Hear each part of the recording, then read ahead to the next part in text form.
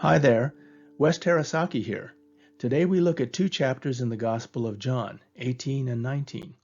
We've just completed one long discourse by Christ that spanned 5 chapters and was rich in theology and promise. And now we get back to the Gospel story.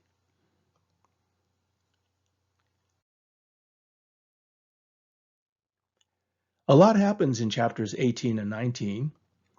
This section covers the arrest, trial, crucifixion, and burial of Jesus Christ. It is the culmination of what Jesus came to earth to accomplish.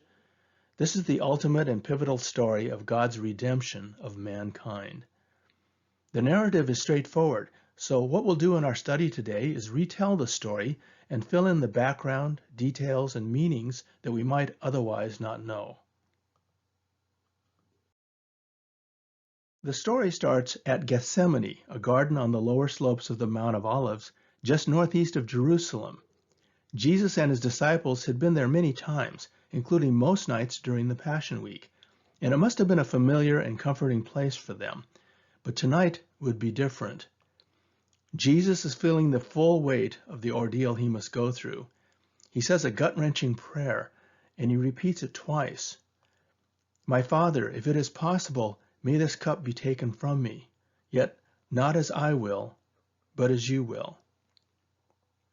Although John does not mention this prayer, he describes our Lord's suffering and sacrifice using the same metaphor of the cup given to the Son by the Father. What happens next, Jesus had predicted back in chapter 14. "The prince of this world is coming. He has no hold over me, but he comes so that the world may learn that I love the Father and do exactly what my Father has commanded me." This statement may have seemed obscure when we first saw it. In what sense is the prince of this world, that is Satan, coming? And how in the world is his coming going to display Christ's love for the Father?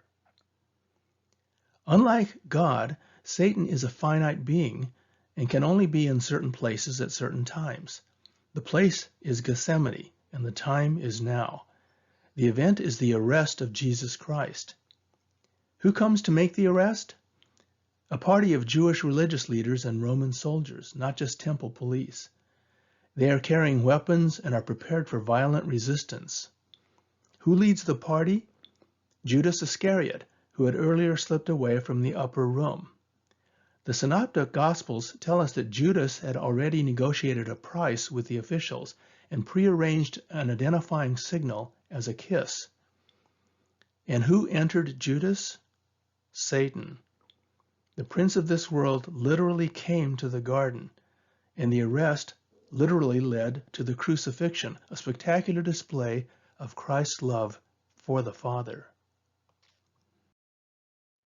The arresting party binds Jesus, you know he had a reputation for escaping their grasp, and takes him to a man named Annas, who used to be the high priest. Annas is a man of considerable religious influence. Although the Romans replaced high priests often, the Jews considered the office a lifetime appointment. Many of the high priests who succeeded Annas were his sons, and the one currently in office is his son-in-law, Caiaphas. Given this man's prominence in the Jewish community, it is understandable that Jesus would be brought informally to Annas first. But Annas' interaction with Jesus is unfruitful, as well as illegal. Jewish law provided safeguards for the accused. He was not to be called upon to incriminate himself. The case had to be established by witnesses. It was the responsibility of Jesus' accusers to bring forth their witnesses.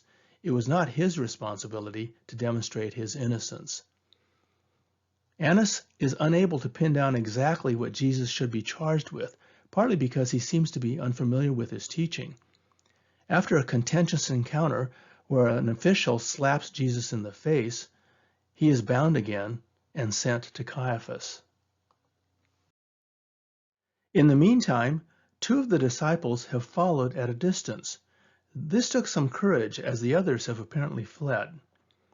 The 2 disciples, one unnamed and one Peter, are a study in contrasts. The unnamed one has connections.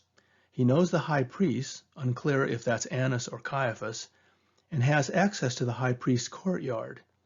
He is probably known to be a follower of Christ, and yet there is no mention of any pushback against him. He openly arranges for Peter to come into the courtyard. Most students of the Bible believe that the unnamed disciple is John himself, and he is known to have ties with the priesthood through Salome and Elizabeth.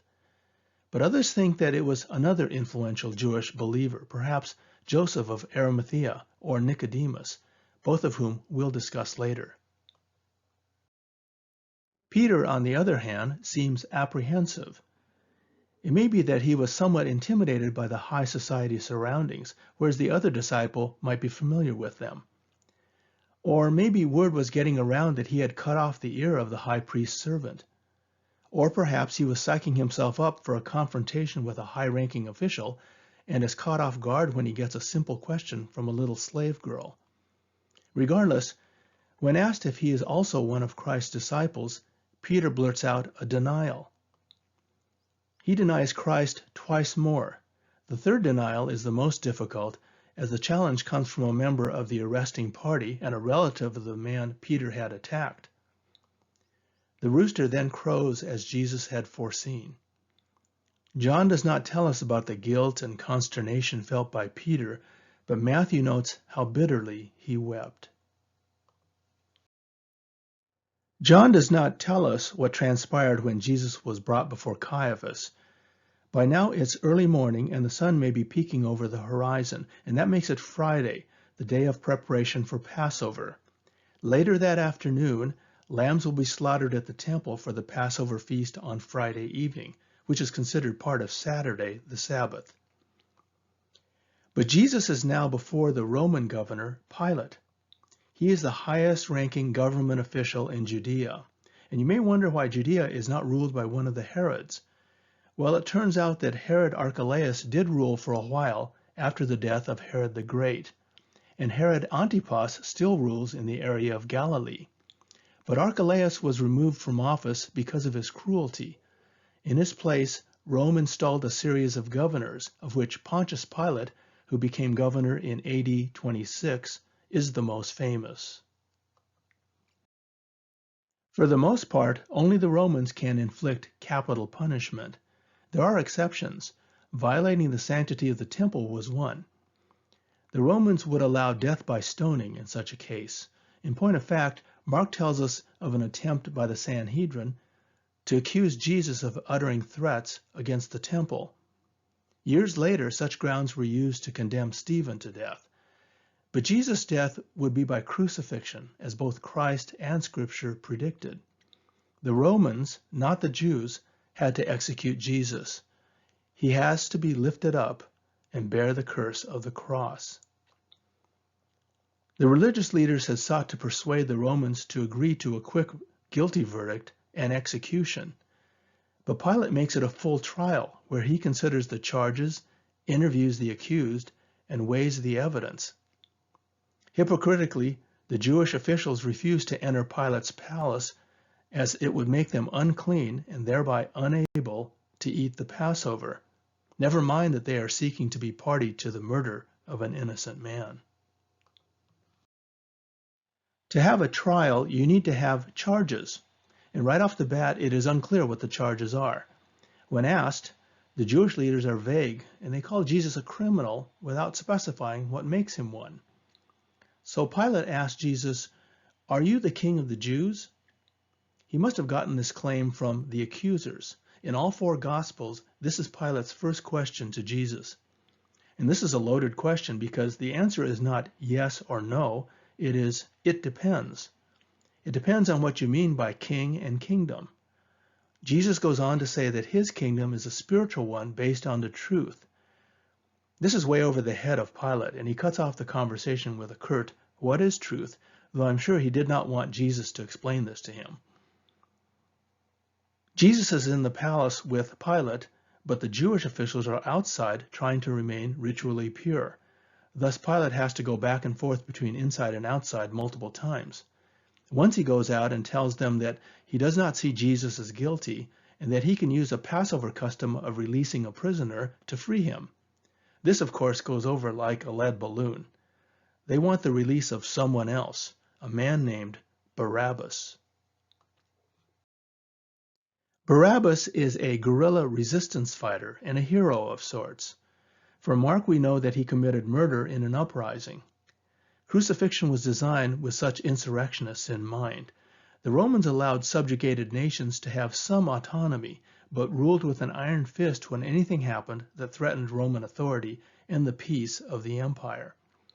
The cruel punishment of death on a cross was exactly what was needed to deter upstart revolutionaries. It is understandable that the Jews, who have no love for Rome, would favor the release of someone who would fight against the evil empire. On the other hand, the leaders would fear such rebels would upset the peace and status quo. But these considerations are not what motivates their choice. Their singular focus is getting rid of Jesus, and they would have chosen to release anyone rather than him. As chapter 19 begins, we see a high degree of contempt and ridicule on the part of the Romans during the trial. Even before Pilate arrives at a verdict, Jesus is flogged, that is, he is beaten repeatedly with a whip, an excruciating punishment that sometimes results in death. This was probably a less severe flogging since no verdict or sentence has been handed down. According to Matthew and Mark, Jesus received a second flogging, probably more severe, after his sentencing. Then the soldiers put a crown made of thorns on Jesus' head and a purple robe on his back, and mock him as King of the Jews. This is probably not only mockery of Jesus, but of the Jews. Pilate again comes out to the people, again indicates Jesus as innocent, and again gives the people the option of letting him go. Perhaps Pilate feels that presenting the cruelly beaten and ridiculed Jesus to the crowds will elicit some sympathy for him. Perhaps they will see that the charge that he is their king is utterly ridiculous. Never was one worthy of more honor treated with more infamy. Never was more power restrained in the face of more provocation. Never was one with more authority treated with more disregard by those dependent upon his goodwill and kindness. Pilate's ploy does not generate pity. It only further energizes the crowds who clamor for crucifixion. Pilate realizes that Jesus is no king in the political or military sense. He is no threat to Rome, and the Jews realize that Pilate realizes this. So they add a new accusation, that Jesus claims to be the Son of God. This charge is true, but it is not helpful for Pilate. He could care less about any religious differences the Jews have with Jesus. Furthermore, this instills fear in the governor's heart. Could there be some truth to this claim? Pilate was evidently superstitious, and his wife had had a dream about Jesus' innocence and had warned him not to get involved. Another back and forth occurs between Pilate and Jesus and between Pilate and the crowds.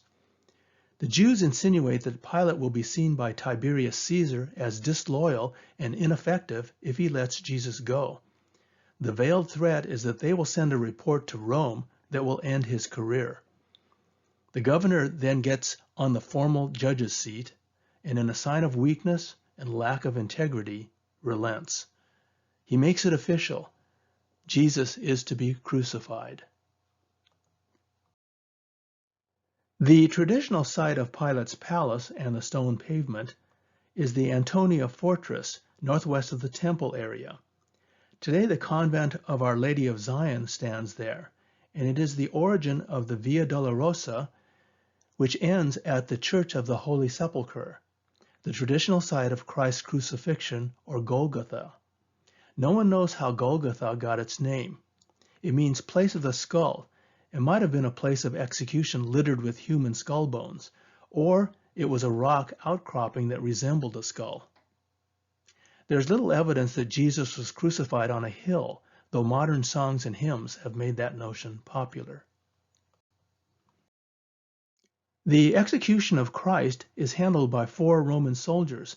We don't know much about them other than they divvied up Jesus' clothes among them, something they were permitted by Roman custom, and something that had been foretold in the Old Testament. We also know that they forced Jesus to carry the heavy wooden cross, likely the crossbeam, at least part of the way to the site of execution. Though John doesn't mention it, Simon of Cyrene was enlisted to carry the cross part of the way, no doubt because Jesus was weakened by the merciless flogging earlier. They would nail Jesus to the cross. That such a vicious practice was used in crucifixions has been verified by archaeological findings. Alongside Christ, two other men, insurrectionists both, were also crucified. Affixed to Jesus' cross was a sign that read, "King of the Jews," and we can't help but think that it's Pilate's sarcastic comment on the Jews as a nation. This pathetic figure is their king. The sign was written in three languages: Aramaic, the Jews' everyday language; Latin, the official language of Rome; and Greek, the universal language of commerce and communication in the Mediterranean world. The Jewish leaders wanted the sign changed to read that he only claimed to be King of the Jews, a title, by the way, Jesus never used to refer to himself. But Pilate refused, probably to get revenge on the Jews for forcing his hand in the trial. John's portrayal of the death of Christ is concise and to the point. He doesn't belabor Christ's agony or the reaction of the onlookers as do the synoptic Gospels. But read the 22nd Psalm and you can't help but think of Christ's crucifixion. I am poured out like water, and all my bones are out of joint. My heart has turned to wax, it has melted within me. My mouth is dried up like a potsherd, and my tongue sticks to the roof of my mouth. You lay me in the dust of death. Dogs surround me, a pack of villains encircles me. They pierce my hands and my feet. All my bones are on display. People stare and gloat over me. They divide my clothes among them. They cast lots for my garment. Something happens on the cross that the disciple Jesus loved would know about firsthand. Jesus authorizes him to care for his mother. It is likely that by this time Joseph is dead, and none of the biological brothers are yet believers. What a horrifying and heartbreaking experience this must have been for Mary to see her son die in such fashion. There were other women at the cross too, all ardent supporters of Jesus and his ministry, probably going back to the Galilean days. Besides Mary, there was Mary's sister, possibly Salome, who was the Zebedee mother. If so, John and James were Jesus' half-cousins.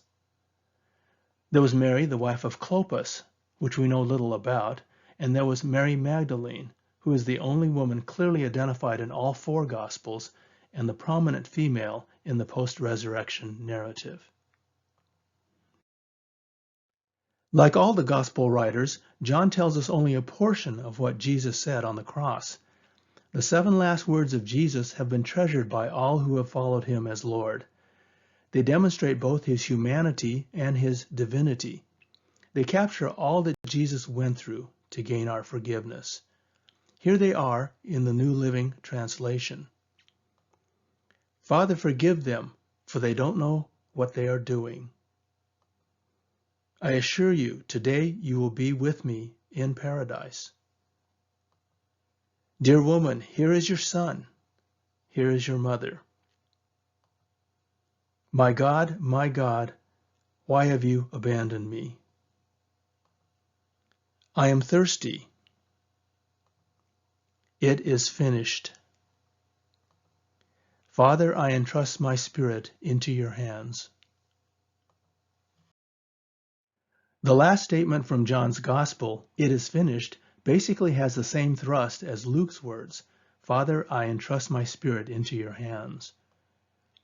His act was voluntary and confident, for he had discharged perfectly the Father's purpose and was triumphantly leaving the scene of his human struggle. This expression is almost certainly a shout of victory.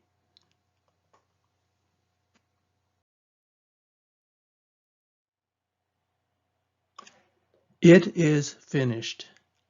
The righteous life has been lived.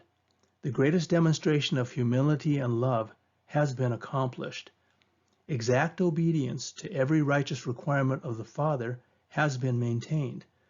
The full measure of the Father's wrath has been poured out.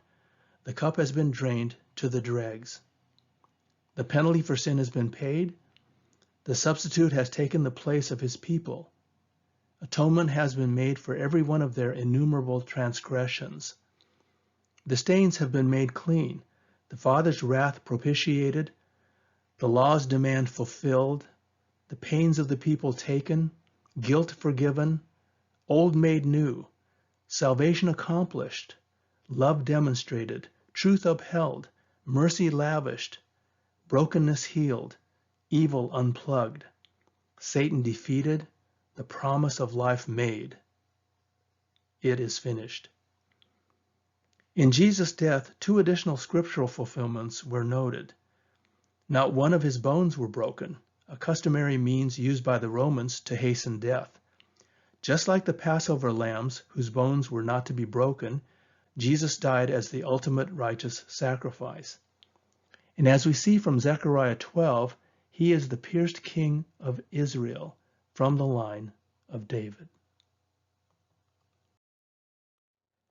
The overt disciples have fled or denied Christ. 2 covert disciples now step forward. They are Joseph of Arimathea and Nicodemus, the man to whom Jesus told in chapter 3 he must be born again. Both are members of the Jewish ruling body, the Sanhedrin. Both are wealthy. Both have chosen initially to be secret followers of Christ, but now is the time to live out one's faith, and both do so boldly. Joseph asked permission to bury the body, and you have to think Pilate was only happy to do so. After all, the Jews would demand that the body be taken down before sunset, and he probably still believes Jesus undeserving of execution. Nicodemus contributes an enormous quantity of costly spices for burial, unusual for anyone but royalty. They wrap Jesus in bandage-like strips of linen mixed with the spices and lay the body down in Joseph's new tomb, hewn from rock, located nearby. That Christ was laid in a rich man's tomb fulfills yet another Isaiah prophecy. Thus, the 2 secret disciples came out into the open. They finished well, as did Peter. If the story ended here, it would be the end. But what happens next turns the world upside down. We'll see it in chapter 20. It is the beginning of a worldwide spiritual revolution. The tomb is empty.